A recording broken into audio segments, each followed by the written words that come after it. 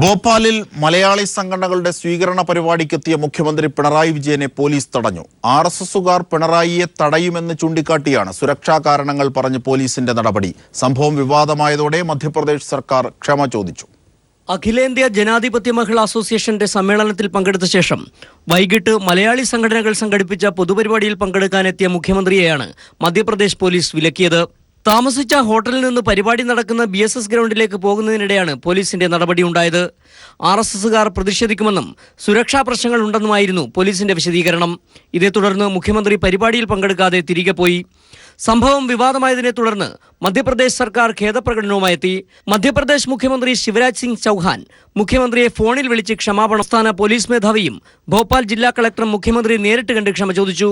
മുഖ്യമന്ത്രിയെ തടഞ്ഞ നടപടി ഫാഷിസ്റ്റ് അക്രമമെന്ന് CPIM സംസ്ഥാന സെക്രട്ടറി കോടിയേരി ബാലകൃഷ്ണൻ പറഞ്ഞു.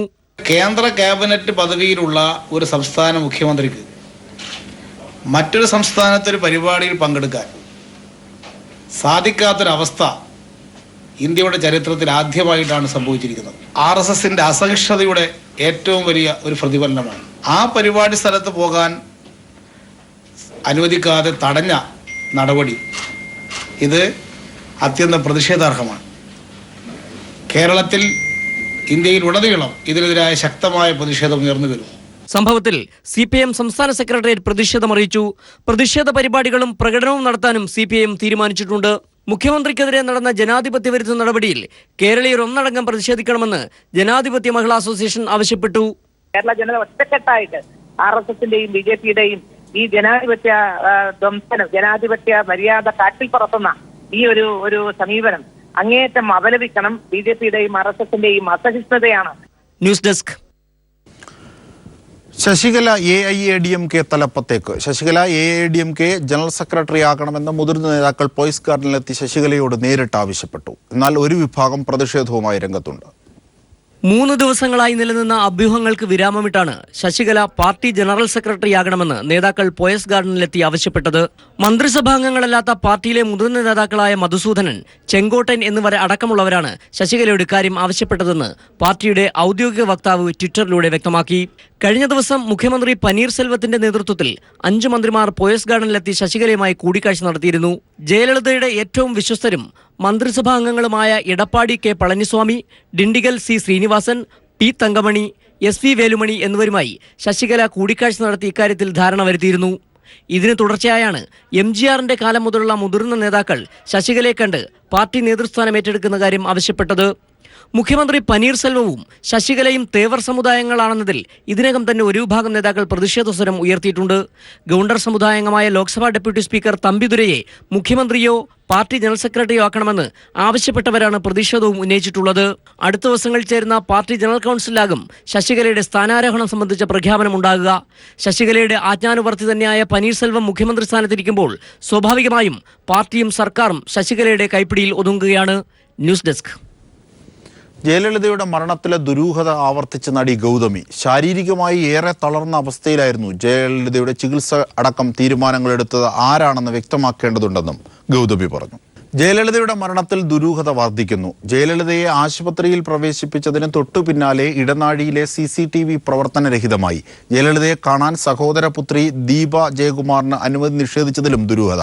VVIP കാറ്റഗറിയിലുള്ള ജയലളിതയുടെ ബോഡി പോസ്റ്റ്മോർട്ടം ചെയ്യാതെ അടക്കിയതിലും സംശയമുണരുന്നു.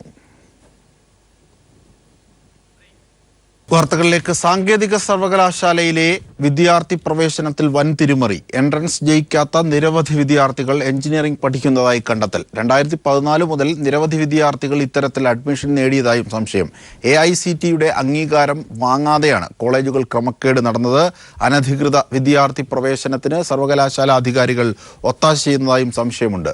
എൻട്രൻസ് ജയിക്കാത്തവരുടെ എഞ്ചിനീയറിംഗ് പ്രവേശനം റദ്ദാക്കണമെന്ന് ജെയിംസ് കമ്മിറ്റി ആവശ്യപ്പെട്ടു.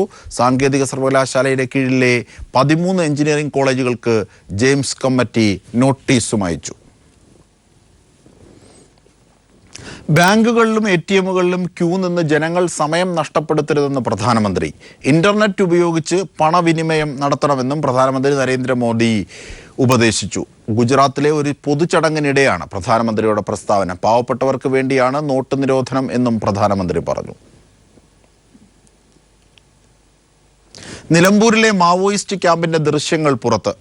2 വനം വകുപ്പ് ഉദ്യോഗസ്ഥരെ തട്ടിക്കൊണ്ടുപോവാൻ നിർദ്ദേശം നൽകുന്നതാണ് ദൃശ്യങ്ങളിൽ കാണുന്നത്. പോലീസ് തിരയുന്ന വിക്രം ഗൌഡ, കൊല്ലപ്പെട്ട കുപ്പു ദേവരാജ്, അജിത തുടങ്ങിയവരെയും ദൃശ്യങ്ങളിൽ കാണാം.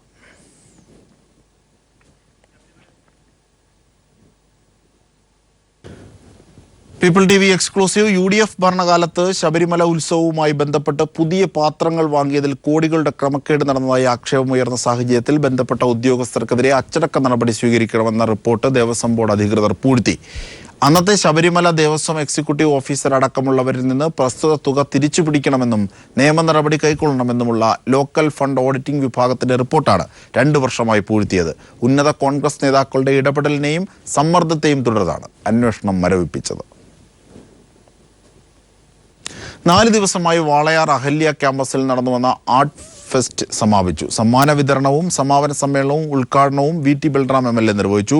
വിവിധ വിഭാഗങ്ങളിലായി നടന്ന മത്സരങ്ങളിൽ Ahalya Ayurveda medical college overall ചാമ്പ്യന്മാരായി. വ്യക്തിഗത വിഭാഗത്തിലെ വിജയികൾക്ക് Ahalya international foundation trustee AG Ajith Prasad, heritage village director doctor RVK Varma, Ahalya CEO Manoj Toms, Ayurveda college principal doctor Sajith Mangalassery എന്നിവർ ട്രോഫികൾ സമ്മാനിച്ചു. തുടർന്ന് സംഗീത പരിപാടിയും അരങ്ങേറി.